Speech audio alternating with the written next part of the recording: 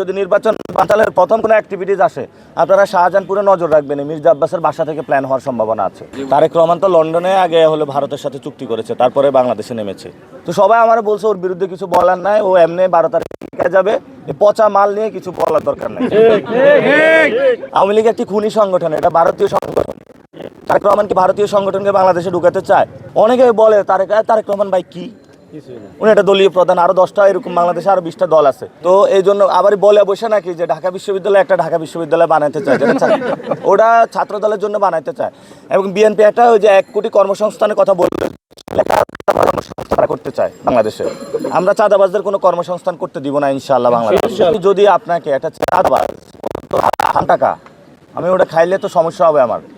আমি হারাম কোনো খাই না। এই বিরিয়ানি ওনার যদি হালাল ইনকাম থাকে সেটা সোর্স বের করুন। আরেকটা বিষয় হলো মির্জা আব্বাস কিন্তু বড় দুর্নীতিবাজ। আপনারা জানেন যে ওনার মামলা কয়টা? তাকে 5ই আগস্টের পরে 2টা মামলায় রিলিজ দেওয়া হয়েছে, এবং এই ফ্ল্যাট জালিয়াতির মামলায় রাজুকের, এবং তার অনেকগুলো মামলা চলমান আছে। তার নামে অনেকগুলো দুর্নীতির মামলা হয়েছে। ওই মামলাগুলো গেল কই? হাওয়া হয়ে গেছে। সে পুরা আওয়ামী লীগ আমলে আন্দোলনের কারণে মামলা খাটছে কয়টা? মাত্র 7টা। মির্জা ফখরুল কয়টা খাটছে? 129টা। সে হলো ওই যে ব্যাংকের ভিতরে বসে বসে, হ্যালো কেমন আছো আওয়ামী লীগ বন্ধুরা, তোমরা ভিতরে আসো আলাপ করি, এই ধরনের গাল গল্প করতো। মাত্র 7টা মামলা গেছে। ও এমন একটা চিজ আওয়ামী লীগের সাথে আতাত করে চলে, ও এমন একটা চিজ ভারতের সাথে আতাত করে চলে। পুরা ঢাকাটা একটা সন্ত্রাসী রাজত্ব গড়ে তুলছে।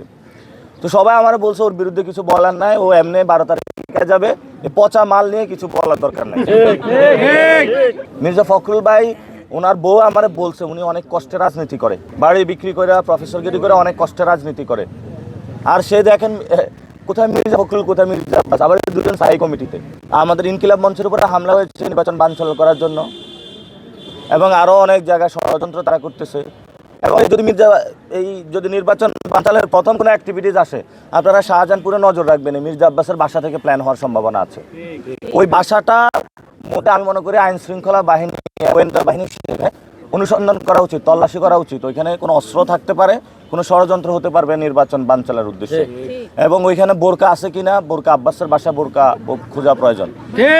1-11 আসবে না। 1-11 কেন আসবে? আমাদের দেশের সেনাবাহিনী, দেশপ্রেমিক সেনাবাহিনী এখন আর 1-11তে যাবে না। তারেক রহমান বলার কে? বাংলার মানুষকে চায় না। আওয়ামী লীগ একটি খুনি সংগঠন, এটা ভারতীয় সংগঠন। তারেক রহমান কি ভারতীয় সংগঠনকে বাংলাদেশে ঢুকাতে চায়? অনেকে বলে তারেক রহমান ভাই কি, উনি একটা দলীয় প্রধান, আরো 10টা এরকম বাংলাদেশে আরো 20টা দল আছে, 53টা দল আছে। যে বিএনপি বেগম খালেদা জিয়া পর্যন্ত ছিল, ওই বিএনপি এখন আর নাই। এটা শহীদ জিয়াউর রহমান ছিল। সেটা হলো বিএনপি ভারত আওয়ামী লীগ মিলেমিশে একাকার।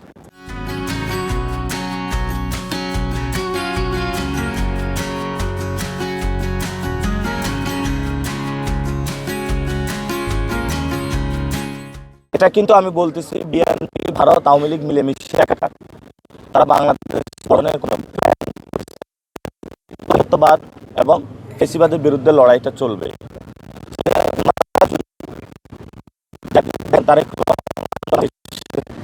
উনি অনেকগুলো পরিবর্তন করতে পারতেন।